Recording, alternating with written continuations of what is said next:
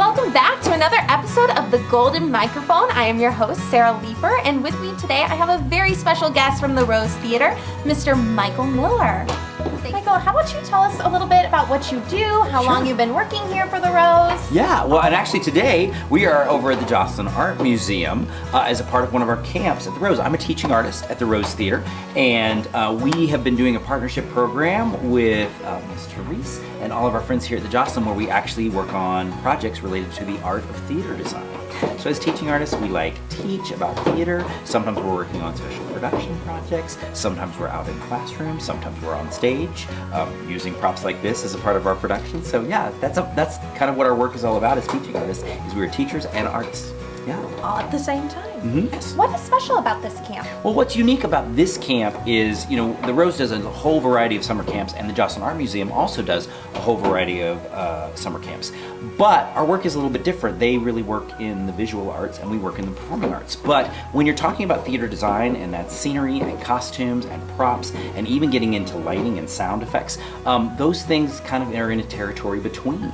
So a few years ago, we realized that we had this opportunity to sort of work together. They had an exhibit here that was actually based on a children's illustrated book about the theater, and we decided to try this partnership camp, and it's been going on for about, I believe, Therese, it calculated seven seasons. Yeah, so 7 summers we've been working together, and every year it's completely different. What we do is we study what these things are all about over at the Rose Theater, how we create scenery, how we create costumes, how we create props, and then we come over here to the Art Museum, where we have these beautiful studio classrooms, and we can actually spread our art materials out, and they create scenery and costume and props to be used in the other summer productions that the Rose summer camps are doing. So that's what this camp is all about.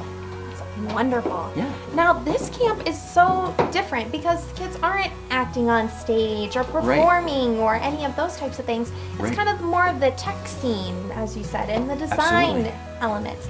Now, why do you think it's important for kids to learn that side of the theater?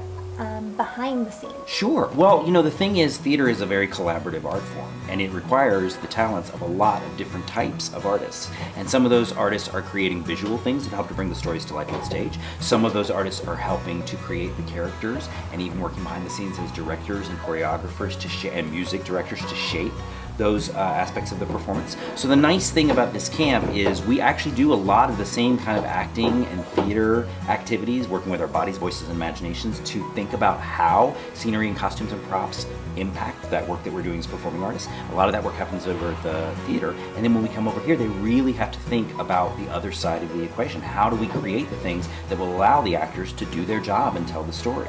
So like for example, today we've been working on this Balinese puppetry project, because the kids that are in this conservatory camp are doing a whole performance based on Balinese folk tales. So we've created some animal puppets in sort of a Balinese style that will be used to do some shadow work as a part of that production.